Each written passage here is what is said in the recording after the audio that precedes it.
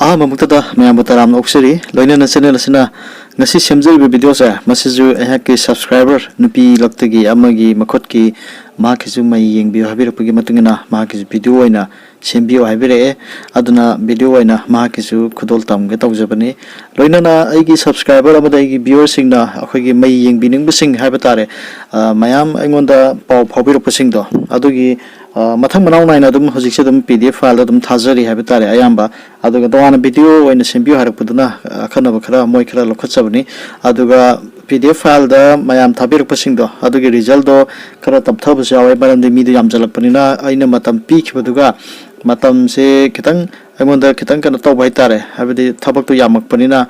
result yam thuna ekta ibusungam da habi tare typing aduga khoi diagram ke ka yaruga sema maramna PDF file format semani aduda result pi da kitang theng ba yawe kitang nomininium ni chondo busu yawe mi khara adum habi tare aduna mayam warobinu ai sungcho soidana thajar ke haidana haijeri aduga ngasi bior yengbiri bisingi marakta khoi gi mai yengbi haningba Karigum Yobi Bulergasu, I description the link Ani Pijabani, Facebook page ki Amadi, I Instagram Habitare, Haduki Kutanga, Pau Pobiro, Haduga, Yingbining Bulergasu, Karmani Yangbono, Karikari Sang Bugabado, Adu Hapet, Pau Powner, Matunda, Adam Kodol Tamzage. Aina yam khang haidna tawjaba maktina sate hana dagi sum tawjar pumaram na mayam na thajabiba aduga mayam na sum min sum haibir pagi matungina sum thajaba laina rakpatigi akhoi ngasi yengkhibasina mahakna sum mangonda penja khibo aibudigi magi masin manaw magi imung manung ima baba laidana sigumba mayam sudum tharakpa yawi mathang sum yengna rakpa habitare aduna sumai tawbune aduna hana tharkiba singjambasi ai loisanaba dum hona jari mathang adum paikhat jari habitare mi jaduki mati yamba maramna loisan bada kitang numit nongni ni sondo busi yawe adugi damta waro bigino haidan haijari ai mayam gi damta penaba dum hona jari haidan haijari loina ngasi gi khoi subscriber gi nupi laktegi amma lokhosari basi ma se maming de panjaro gi ma se wabagai degini wabagai yangbi maning lekai habani mahakse aduga mahakse jahi kuma pansure mahaki mai sing bathang na manglasu sum gari leibage abadu yingbiyo haiduna habirakpani aduna hairiba mahaki khubakse masi ahamba ayangna aigi habitare aine yengiba khuyengje masi gi matugina habitare gati ahamba step lokhachabaje mahaki color masu se hana lokhalli masu je mahaki je angangba lakta singye habitare khuba sigi color se angangba masu oiba maramna laibuk fobo singi manungda challe isai nungmai kala vidya da haigan bu oi khosa haiba adugu masu oigani masa nanba mini kai khumnaba oigani ngangtok chaktork bada mina taningba adugu misak amani habitare aduga masa masu afoba pokali haidana sumaina thengnai masi khobak ta angangba masu oiba singini aduna hariba khobalakta khoigi angangba masu ja masina khwadi athoiba su oi habitare aduga mathangda lakcharabada mahaki khotsa singji yengapum batamda khara pairap tawbudi oi habitare masi maramasina mahaki mahangna ningjaba mahangna khanjabada akhoi kahani khara waganba khara mai pakandaba dugum khara yawgani aduma pumadu hairi haiduna masina je aroi bisu abiyade mai di kai legi habida su yengminase aduga mathangi mahaki aina yengjagedori bisi mahaki khubaki shape asini khuba asigi shape se akhoi fire element sing fire element habitare gade mokhogi khuba se akhoi khuba sina sangaga khusa se masina tenba habitare masibu khoina fire element gi manung chanba haidana khaide khuba ki matungin habitare aduna chalase maki khuba se fire element gi manung challe fire element da laiba miosinga se mokhogi magun se tongale mayanga dum khara dum khenai habitare mokhoi se yamne energetic oiba aduga masa ju yam king lawba masa foba aduga mo oigalle habani aduga mokhoi je miyang ge wakal khalli hakchang sengi nungsui nungon gi matang da su akhoi gi pangal fudok pangam ba habedi mana phongduk chabangam jaba adugum bo oigalle habani ya kaya kana tawgande habani thamjan de fajan de habugum bani aduga makhoi se yamna challenging oiba adugum oi challenging oiba habi taragade akhoi gi karigumba ma mayam rakta tholopam batamda stage ka bani khangde adugum oi bi ai natraga mi mayam pulopam batamda wa ngangba ngamba yengpam batamda ai hairige ai tawge ai haige ai ngangnage yani kan tawna bo leitana sigumba habi tar challenging oiba habi tar sigumba misakama oigani aduga thamoi di kariguma matamdi yam songan ba adugumba su adugumba gi yaw habitare habidi thamoi sonba mi gi awabu buda akhoi hena nuaita pokan bugumba thamoi chaw ba habitare sigumba ma oigalle mokhoy se Mathangisina kusalak tigi kobi gi मागी मगुन से कई लगे यंगसे खुबी से खरा मनिंग the थेगलप लै हाब तारे खितंग टेकना लै हाब तारे मसी के मतुंगिना मखोय से अखोय के मबुक यामना लुबो ओइगनी अदुगा नापन जु चावगनी अइना तौबना मफरे खनबा मीबु थागतप यामना हैबा मीगे मबुक फनबा हिरी कोनबा यामना हैबा वरो बरो से याम तौगनबा अदुगा मीबु थौदुक थौजिन यामना सानबा हैबा अमरम द हारगना मबुक याम लुबा यामना सिंगबा मी अमगी मगुन नेबा मोइदि यावरिबा अखोय खुबी मनिंग द खरा थेगलप तौबजे मसी सुमाइना लै खुबी के मतुंगिना हाब तारे अदुगा महाकी खुदोमबिजा खुदोमबिसिगे मतुंगिना हाब तारगदि खुदोमबिजे पई को पईसु पई अदुगा कितंग तेलप लै मसीगे मतुंगिना हाब तारगदि मासे मयांगे थबक थोरमदबदि मा अदुम सरु याबा अदुम ओइगनी अदुगा संगा लैबसु ओइगनी अदुगु लीडरशिप क्वालिटी मक्ति चेलोय हाब तारे अदुमाइना लै माकिसे लोइनना अखोयगी खुजाई से मसी अदुम तिंगना अदुम फजना अदुम लै हाब तारे मसीगे मतुंगिना हाब तारगदि महि मसिंग हैबा लाई लाइसुगी मतंगदा यामक हैबमक नत्रगसो अखोयगी चांग मदा हैबा अदुगुंबा म ओइगनी हाब तारे अफब गुन्नी लोइनना खुनिंगथौ सिजु निंगथिना सांगना फजना सप्तिंगना लै मसीगे मतुंगिना हाब तारगदि मासे अखोयगी सिनफमगे मतंगदा थबके मतंगदा अखोयगी महि चाबा अदगी माइ पाकपा याबा अदुगुंबगी मगुन खरा उबा फंगे हाब तारे अदुगा खुनावबे चे मसिना तेनबा मरमना खुनिंगथौगी अहाम तांग सुबो यौदे मसिना मरम ओइरगा हाब तारगदि थमोइदा वा लोलगा थंबा हाइदोक्तब हाब तारे अवाबा मागी वारी लेरगसु मिंगोंदा खंगनदबा अदुगुंबा फाजललगा थंबा अदुगुंबा मिसक अमने हाब तारे लोइनना हारिबा माके खुबाकसे मसिगी मओ मतौ जैना हाइजख्रबा मतुंगदा खुबाकता लैरिबा मई सिंगचे मसिन करी अमु फोंदोक हाबदु मयाम जेंगमिनसे अहमद अखोयगी खुबाकसिदा लैरिबा मई सिदा हैनि येंगजेगदोरिबसे माके हार्ट लाइन हाब तारगदि अखोयगी सिदा लैरिबा लाइन असिबु हार्ट लाइन हारगा खंगनै सुमाइन चलिबा लाइन से मसी माके लाइन से सत्पा मतमदा मरक्ता ओवरलैपिंग होइबा खरा याव हाबदि लाइन अतोपा सुमाइना कोनजनबा खोसनबा खरा याव हाब तारे सुमाइन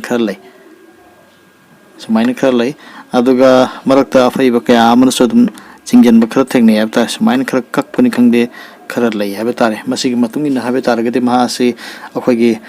हार्ट का मरी लैनबा अनाबा मरोइना सोर होंबा नुआइतबा बीपी का मरी लैनबा अदुगुंबा अनाबा खरा मायोंगनरबा याय तुंगी पनसीदा अदुना हक्सांग साजेल तौदुना तंगाइफुदना सिगुंबसिदि दुम ngaktokpa याय हाब तारे मरोइना अयु अंगन भगतुना अखोयगी वाकिंग चतपा खोटपा हक्सांग साजेल तौबा नुपि ओइबसिंगिदि अखोयगी नोमगी मागी सुरु नोमलिबा सिंग अदुना हाब तारगदि माखोयजी दुम साजेल अमगुम दुम ओइरबनी अमरमदा हाब तारगदि अदुमाइना हाब तारे यहौंगन भगतुना मागी तौबम थोपा मथौसिंग नुपि अमोइबी वाइसपा वाइतेबा मयाम तौनरी को सि अदुम हक्सांग फै हाब तारे नुपि सिंगिदि अदुमाइना लै अदुना माकिचे समाइना लैरिबसिगी मतुंगिना हाब तारगदि अदुगुंबर प्रॉब्लम खरा लाकपा याय अदुना हक्सांगी मतंगदा खितंग केयर लोब मथौ तायबा अदुगा हारिबा माके हालाइन जे मसिगी मतुंगिना हाब तारगदि मासे अखोयगी नुसिनोनगी मतंगदा माहजु युमबुदि पाले अदो माकी युमबामगी मतंग सिजो अखोयगी लव मैरिज नि अदुमाइना लै माकिजे नुसिनरगा अदुमाइना होंखिबा अदुगुंबा ओइगदोरिबनी मसी माके खुदोंबि यौना चलिबा माके हालाइन असिगी मतुंगिना नि अदुगा हारिबा हालाइन असिगी मतुंगिना हाब तारे मसिगा माइन लाइन मखादा लैरिबजे सिमाइना मखादा मु लाइबजे मसी माइन लाइन नि मसिगा यामना नकनोना लैको माइन लाइन सिसु समाइना खरा लै अदुगा सुमाइन चले हाब तारे माइन लाइन सिगा हा लाइन सिगा खरा नकनै मसिगी मतुंगिना हाब तारगदि करिगुंबा थबा म पाइखपा मतमदा अखोयगे थमोइगा वाखलगसे खितंग चायनबा अमुमु यावगल हाब तारे हाबदि अखोयगी माना यामना लुना डिसिजन लौरमदा मतमदा अखोयगी मिनुंगसि चावबा पोलकपदगी तौगदबा थबक नत्रगा खनगदबा नत्रगा लेपगदबा खोंफमदा अदुदिगी खितंग सोइदोक सोइजिन सिमदोक सिमजिन हाब तारेको मागी थमोइना हेन जनगेबगुंबा अदुगुम हेक थेंगनगनी मसिगुमसिमा कंट्रोल तौबमा मथौ ताय हाब तारे अदुगा माकी माइन लाइन असी माके लाइफ लाइन गा समनरगा थोले लाइफ लाइन से है कलर मा ओनजगे ब्लू जेते तौरगे अदुगा सुमाइना लाई हाब तारे लाइफ लाइन जना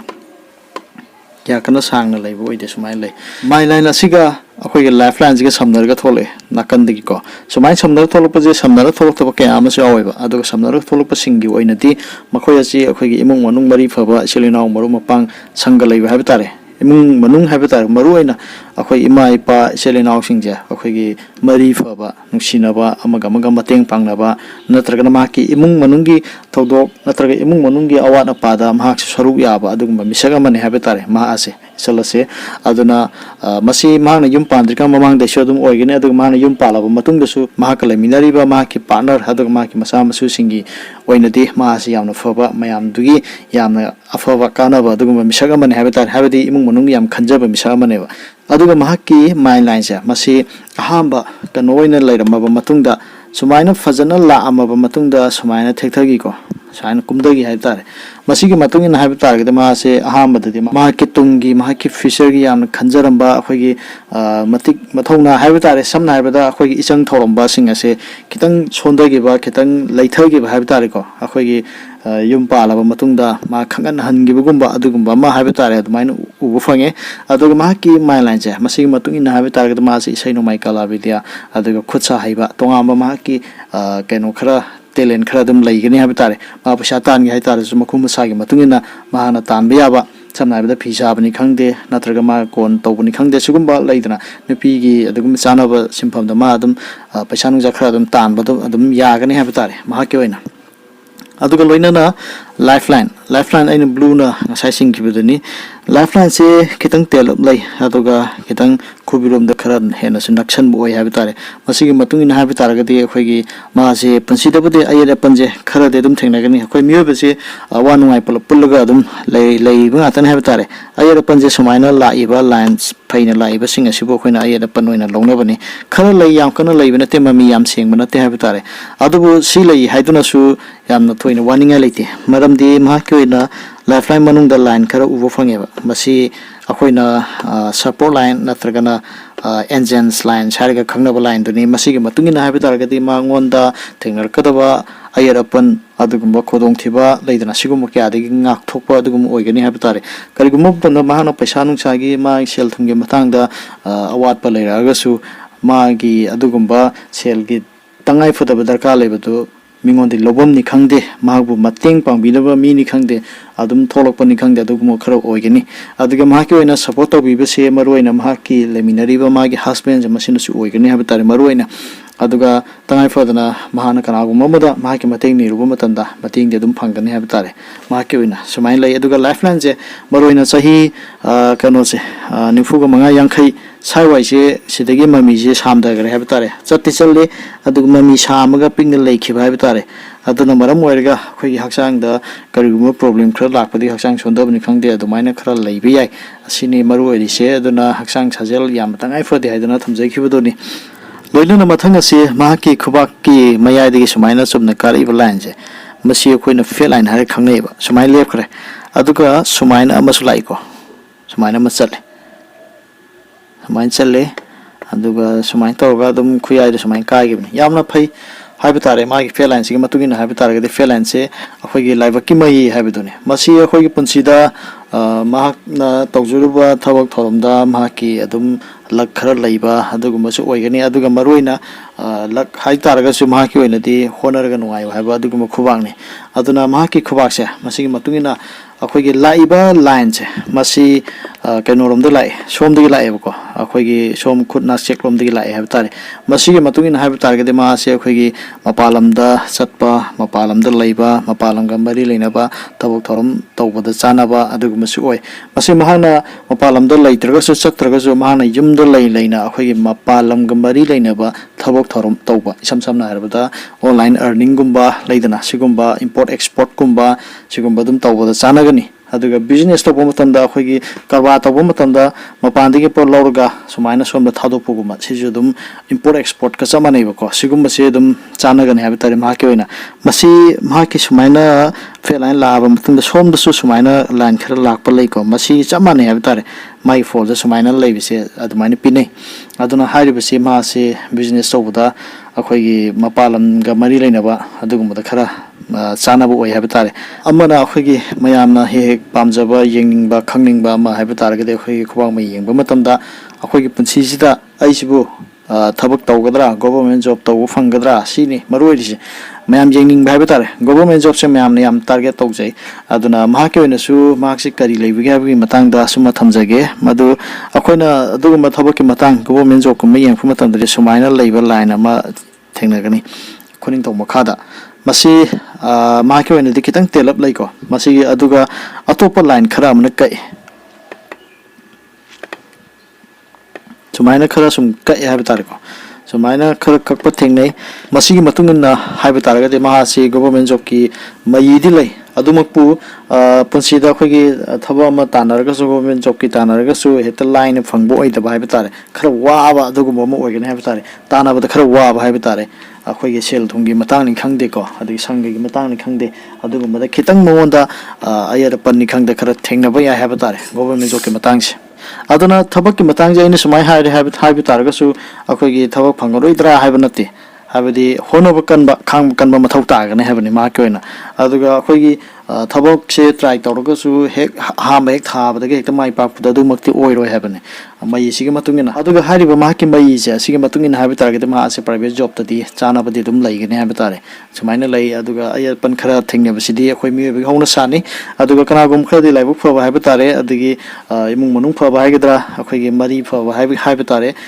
मसिगी मतुंगिना थबक थाबा मतंदा लाइन गा फावखिबा दुम मयाम याउनै को अदुना अखोयगी इसल सिगे ओइनादि खितंग अदुगुमबदा खितंग अयपन खरा थेंगनबा अदुगुमबदुनि हाना हाइजरिबसे लोइनाना महाकी खुबाकसे सुमाइ सुम येंगकपा मतमदा अखोयगी ngसाइगी महाकी माइ लाइन दसु सुमाइना आइलैंड अमा लैको आइलैंड लैरिसे आई राउंड कोइजेगे सिगे मपासे आइलैंड अमा लै अखोयगी सुमाइना लाइबा माइ लाइन सिदा आइलैंड अमा लै हाइब तारे सि ससगी बिसिदा सुमाइना लैरिबसे मसिनि आइलैंड हाइजरिबसे मसिगी मतुंगिना अखोयगी कोक कमबरी लैनबा कोंगाव कोक चिकबा सुगुम खरा थेंगनबा याइको मसिगी मतुंगिना सु अखोयगी तंगाइ फदना माइन जे पोथान बा मसंगे थबा म तौरगसु लाइक पारगसु अमा तौरगसु लैदना खितंग पोथाबा मरोइन माके ओइन Kharga पोथाबसे अखोयगी meditation तौनबा Kine हाइनैदन कांगु Kharna अदुगुम्बा type ता माके ओइन अदुगुम्बा खरा तंगाइ फदे हाइबा तारे मथंग थमजगदोरिबसना इसलसिगी माकी इमुंग मनुंग लुहोंग खोंदोंबगी मतंग हाइबा तारे माकी पार्टनर गा माका लैनरिबा मरी अदुगा तुंगद थोलकदबगी सिगी मतंग खरा थमजगे ममीजी खितंग सेंग फातरे अदुबु चोराप खरा इन उबदने इन थमजगदोरिबसे मसी अखोयगी कोट की खोनावै मखादैना अखोयगी हालाइन सिबुकी मनुंगदा लैरिबा जगह स्वाइ सिदा दम येंगनै हाइबा तारे को मसिगी जगह सिदा हारिबा माकी अखोयना सही पाबदो अइना सु वीडियो सेमदा दम हाइजबने सिरिने सिबोक्से सही यांखै हाइदन पि मसी अखोयगी लुहोंग खोंदोंबगी अदुगुम्बगी मतंगदा येंगनबनी अदुना लुहोंग खोंदोंब हाइबजे मी एसे मियोय अमा सही यांखैबो के मनुंगदा होंगनै हाइदना अदुमाइना पि हाइब तारे पालमिस्ट्री के मतुंगिना अदुना हारिबा मयेसे सिदा सही कुमंगा गुम्बा साइ लैरनी मयाय हाइ तारे अदुगा माके ओइना येंगफुम तदा मासे मयुम पालबनी अदुगी मतुंगिना हाइबा तारगदि लाइन से अइना सुम उजबदा साइदसु अमा लै अदगी अतोपा लाइन ममीदि खरा सेंग वाले सुमाइना अमगा लैबदों तौवे मसिगी मतुंगिना हाइबा तारे मसी अखोयगी लुहोंग खोंदोंबगी मतंग येंगपा मतंदा मासे हजिक लैरिबा सही सिमदि सही कुमापन्नी अदुगा मरोइना सही अमगा याथोकसगे सिदैना सेबुक्सिना सही 38 की जगह ने अइना पिजरिबसे अदुगा सिदा अमु सिगी मयाय लापसे मसिना मु सही 30 गा निथोय गुम्बा अदुगुम्बा अदुमाय ओइरनी लाइन्स कितंग मयेक सिंग फाते अदुबा हारिबा मई सिंगजा मसिगी मतुंगिन हाइबि तारगदे मा की पंसीदा अखोयगी युबान पंसीगी मतंग जे अखोयगी मई अनि हुम अदुमाइन उप फंगे अमना कुमंगा ममांगदा अदुमाइना अमगा लैरी अदुगा कुमंगागी मतुंगदा अनि ने सुमाइना थेंगनरिसे अदुगी मतुंगिन हाइबि तारगदे मा से अखोयगी पंसीदा युबान पंसीगी मतंगदा अखोयगी मयुम अनि हुम हेता पानी हाइबा नतेको सुमाइना मई लै हाइदुनसु हाइबदी कनागुम अमा माक्से मयुम हजिकसे पाले इसलसिगी हाइबा तारे हजिक पाले अदुबो सुमाइना तुंगदा सही 30 गा निथोय गुम्बा दाइदा लाइन अमा अमु लैरे मसिदे त मयुम अमहन पानी हाइबा नतेबा मसि करिनो हाइबा मतंदा माकी पार्टनर गा महक्का हाना महक्का लेमिनरमिबा सिदा हाइबा तारे अखोयगी वखलोनजे अहांबा अखोयगी युम पालकपा हाइबजे नुपा नुपीजे अखोयगी वखलोनजे कितंग सुसिनबो वानबो दम यावे अखोयगी हेक पानबा हेता गनो तौदे इमुंग मनुंगी निगाय संगदांगनबा खरा दम थेंगनरकने हाइबा तारे अदुबो हारिबा सही 30 गा निथोयगी मतुंग स्वाइदगिदि हेना मबानी हेन ममुताना खंगनरकपा अमगा मगुन खंगरपा अमना पाम करिनो माना पाम इंजांग मथेल करिनो महाना निंजब करिनो महाकी मागी करि हाइने समदोक समजिन अमा दम लाकिनेबा एडजस्टमेंट अमा लांगनेबा अखोय मथै मनाव सुमाइना लैमिनरपि मतुंगना अदुगी मतंग लाफदगी माइ पाकपा चौखटपा हाइबा मा imung manungi lakpa matang haiba tare sahi 30 sumaina adumai lakhani ba mahai koina adumaina pi haiba tare aduga mai asi sigi onadi yam kanna sengbadi oide ayhana haijari bise aduga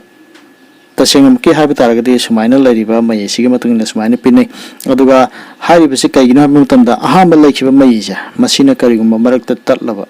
aduga mato longaba adu itade mahakse sidigi kainaraga ani subajida mahak mayum palakani haibati yayaba adumak nattabanina hana se dum phajana dum laijaba maramna hana gi leirame bisidagi hena phaba hena saukhatpa mari chasalakpa aduga oigani haibitare mahak oina sumaina lei mahak oina isolasigi khobang mai gi matang se sumaina ma ke result je thamjarage haidana haijari loina na ngasi gi video se yengbiriba student housing gi marakta khobang mai yenganingba karigumba yauragadi